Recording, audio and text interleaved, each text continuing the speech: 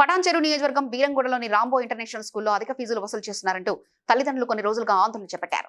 ఈ నేపథ్యంలో వార్తా కథనాలపై స్పందించిన మండల education officer Sudhakar Reddy school సందర్శించి ప్రిన్సిపల్ తో చర్చించారు. తమ సూచనలకు స్కూల్ యాజమాన్యం సానుకూలంగా స్పందించిందని ఎంఈఓ తెలిపారు. నాకైతే ఎవరు ఏ పేరెంట్ కూడా నాకు ఫోన్ చేయలేదు. ఇన్ జనరల్ అయితే 2 రోజుల నుండే జరుగుతుందంట. నాకు తెలిసిన విషయం ఏంటంటే మన ఇది సాటర్డే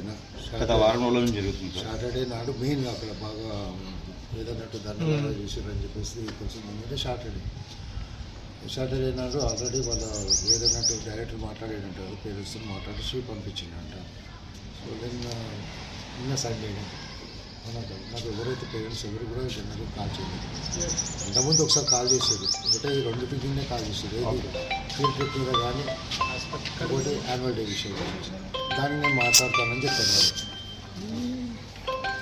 ఇప్పుడు ప్రస్తుతానికి అయితే ఏమేమి వివరాలు తీసుకున్నారు సార్ మీరు?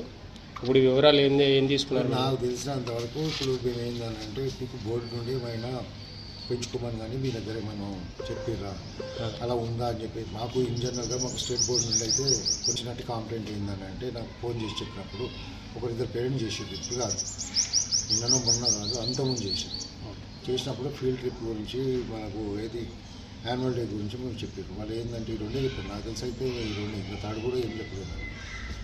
ఈ 2 కూడా మాకు ఏంటంటే సార్ మ్యాండేటరీగా ఖచ్చితంగా కట్టాలంటున్నారు. మా ఇష్టం ఉంటే పోతాము, లేకుంటే లేదు. ఫీల్డ్ ట్రిప్లో మేము పార్టిసిపేట్ చేస్తాము, లేదు యాన్యువల్ డేలో మేము పార్టిసిపేట్ చేస్తాము, చేయము, మా ఇష్టం అంతే తప్ప